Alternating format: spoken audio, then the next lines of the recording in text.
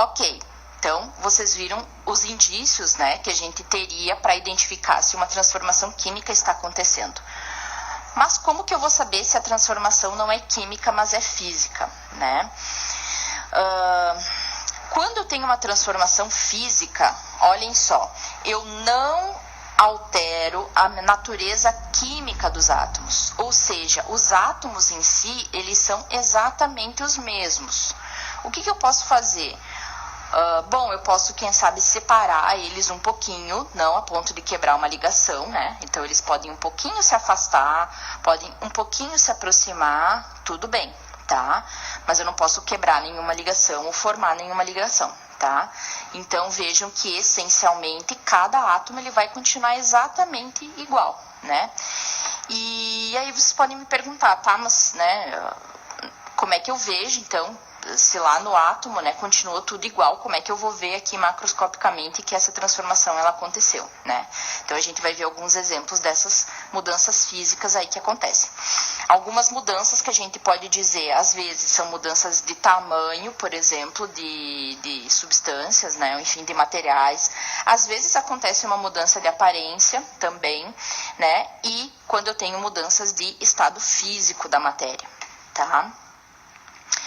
Primeiro exemplo, as alterações de forma e de tamanho. Então, sempre que eu amasso uma lata, independente do que é, vejam, eu estou só exercendo uma força, essa lata ela está mudando de forma, mas o alumínio continua sendo o mesmo alumínio, não mudou nada.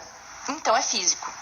Quando eu tenho um papel, né, ele tem lá todas as suas fibras ali de celulose, eu vou lá e corto ele ou rasgo ele. Em essência, todos aqueles pedaços, eles continuam sendo o mesmo papel, é a mesma fibra. A única coisa é que ela está em pedaços menores. Mesma coisa eu quebrar um prato ou algo assim, tá? A cerâmica em si, cada pedaço é exatamente igual ao outro, tá? A única coisa foi que eu separei aqueles pedaços, né, em várias partes, tá? Então, todos esses são formas, né, de eu alterar, digamos, fisicamente as minhas substâncias ou meus materiais. Outro exemplo seriam as mudanças que eu tenho de estado físico, né? Não todas, tá? Então, desde que eu não altere o átomo em si. Então, lembrem lá, né, que quando eu tenho a ionização, eu já estou mudando, né, dentro lá do átomo. Aí já é outra coisa, né? Então, o plasma, ele é formado já por meio que uma transformação química, então, tá?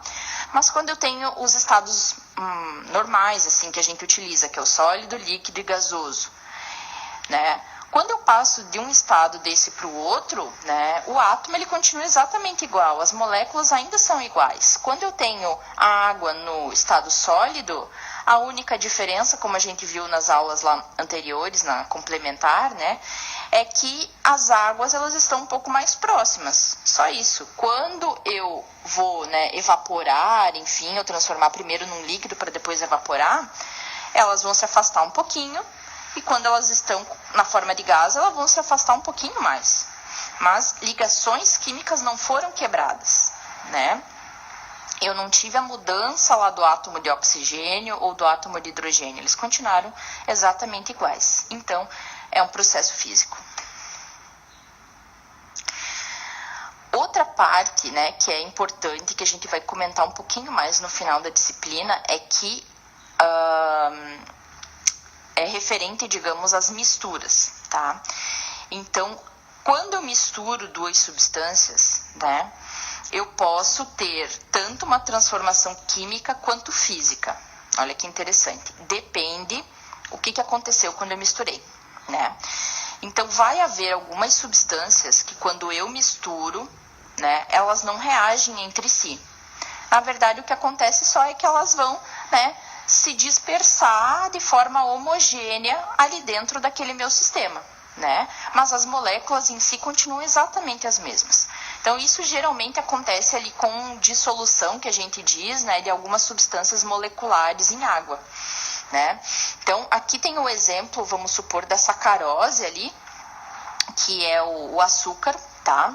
Então, quando o açúcar ele é adicionado lá dentro da água, a molécula mesmo do açúcar, da sacarose, não muda. A única coisa é que ela se dispersa ali dentro.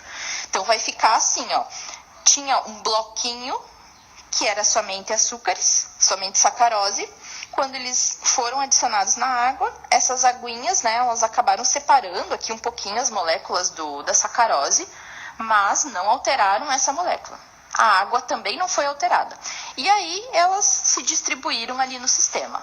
Processo físico, tá? Aqui eu já botei o exemplo, tá? Para mostrar para vocês que nem toda mistura é uma transformação física, pode ser química. Olhem o exemplo agora do sal de cozinha. Então, o sal de cozinha, ele é o NaCl, ou seja, Na mais Cl menos, né?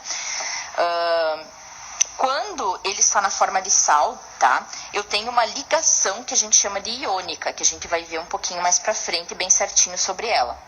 E quando eu coloco esse sal na água, a água, ela tem a capacidade de quebrar essa ligação iônica, né?